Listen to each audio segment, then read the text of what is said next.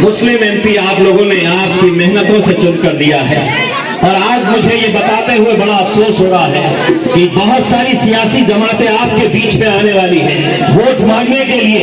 आप उनसे एक सवाल जरूर करिएगा कि क्या हम एक मशीन बन चुके हैं कि सिर्फ वोट डालने का काम करते रहेंगे? क्या हमारे नुमाइंदे के पार्लियामेंट के अंदर नहीं जाकर बैठना चाहिए? अगर बैठना चाहिए तो क्या वजह है कि एक भी मुस्लिम को टिकट नहीं दिया गया है?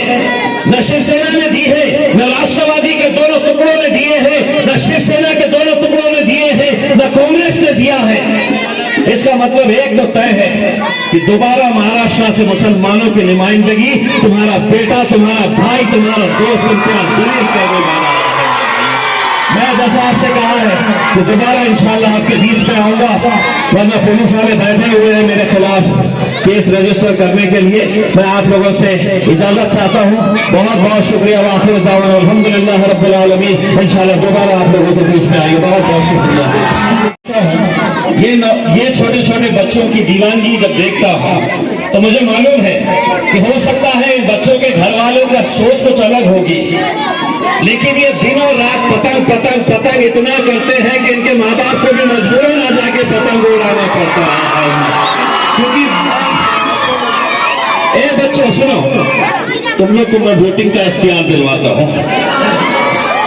ये तुम्हारे जो बड़े हैं ना, जो इधर उधर भटकते रहते हैं, बस घर में जाना और घर में जाकर यही सुबह शाम बस एक ही नारा लगाना, पतंग पतंग पतंग पतंग पतंग पतंग पतंग पतंग, इतना करना कि अगर कोई जहन किसका इधर उधर हिल रहा है।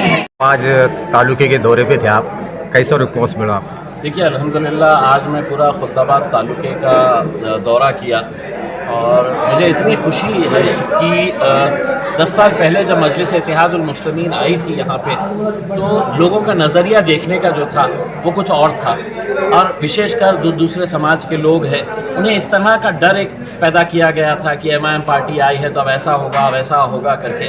लेकिन आज ऐसा शायद ही कोई गांव था कि जहाँ पर मेरे मराठा समाज के भाई हो, धनगर समाज के हो, बंजारा समाज के लोग हो, दलित समाज के लोग हैं, ये पूरे के पूरे उतने ही उत्साह, उतने ही जोश और जज्बे के साथ खड़े हुए थे। तो कहीं ना कहीं उन्हें इस बात का एहसास तो हो चुका है कि हमें बार बार इलेक्शन के वक्त जाति के मुद्दों के ऊपर है तो इलेक्शन लड़े जाते थे, उसके बाद उनका मुद्दा कोई उठाता नहीं था। लेकिन पिछले 5 सालों के अंदर मैंने जो मुद्दे लोकसभा के अंदर उठाए हैं ये आम लोगों से ताल्लुक़ रखते हैं और वो मुद्दे किसी एक विशेष जात, धर्म या मज़हब के नहीं थे, वो आम इंसानों से ताल्लुक़ रखते हैं। इसीलिए लोग आज ये इतनी तादाद के अंदर हमारे साथ जुड़ रहे हैं। मुझे सिर्फ दुख इस बात का है कि मैं खुल्दाबाद की आवाम के साथ दिल खोलकर आज बात करना चाहता था, लेकिन बाय द टाइम मैं यहाँ पर पहुँचा तो महज 5 मिनट बचे हुए थे। तो इंशाल्लाह बहुत जल्द एक और जलसा खुल्दाबाद के अंदर मुनक़िद करेंगे, क्योंकि मेरी जीत के अंदर खुल्दाबाद की आवाम का एक बहुत बड़ा हाथ था। उसमें यहाँ के नौजवानों ने जिस जोश के साथ मेरे लिए काम किया था और बुज़ुर्गों ने जिस तरीके से दुआओं से नवाजा था, उसी का नतीजा है कि पूरे महाराष्ट्र से इकलौता एक MP बनकर मैं वहाँ पर गया था। दोबारा मौका आया है, इंशाल्लाह और भी आएंगे और भी बात करेंगे। सब थोड़ा कामों के बारे में आपसे नाराज़गी है, आपने जो काम दिए वो अभी तक काम। देखिए मैं एक बात ये आप 1-2 दरगाह के रोड वगैरह के काम बाकी है, एक शादी खाने के काम बाकी है। देखिए एक बात मैं साफ करता चलूँ कि बहुत सारे काम जो है वो हमने आचार संहिता के लगने के इमीडिएट उस पर हमने उसके उद्घाटन इस वजह से किए कि हमें मालूम था कि आचार संहिता लग गई तो फिर और 2-4 महीने हैं तो काम हो नहीं सकेंगे करके। तो हमने जो काम हमें करना है उसके उद्घाटन हमने कर दिए हैं। अब जिन एजेंसीज़ को हमने दिए हैं वो एजेंसीज़ अलग अलग जगह के ऊपर काम कर रही हैं और उद्घाटन करने का मतलब ये है कि आपका काम होना है, लेकिन सिर्फ आज जो काम होना है हो सकता है वो दूसरी जगह पे काम शुरू है, इस वजह से वो आज की जगह कल होगा, कल की जगह परसों होगा उसके अंदर। लेकिन जो काम हुए हैं वो इंशाल्लाह पूरे काम मुकम्मल होंगे।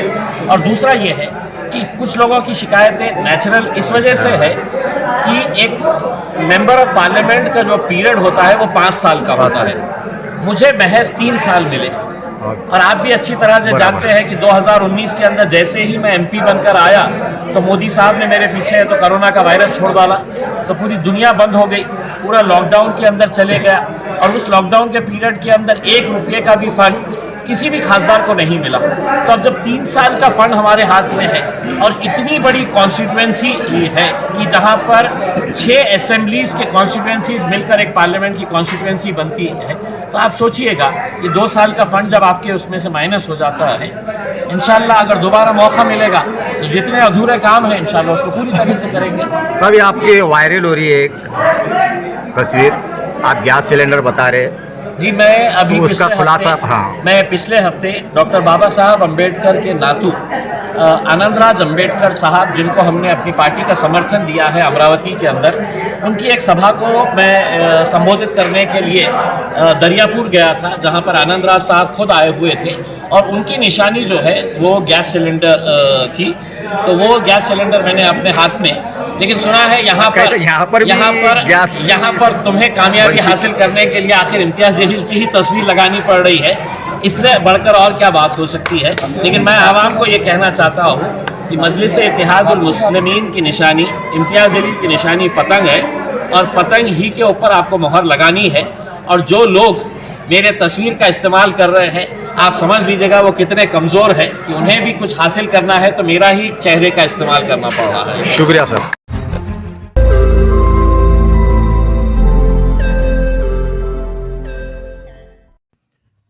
रोज नई खबरों को देखने के लिए हमारे औरंगाबाद समाचार चैनल को सब्सक्राइब कीजिए और नोटिफिकेशन पाने के लिए हमारे बेल आइकन को दबाइए ताकि हर खबर की नोटिफिकेशन आपको मिलती रहे।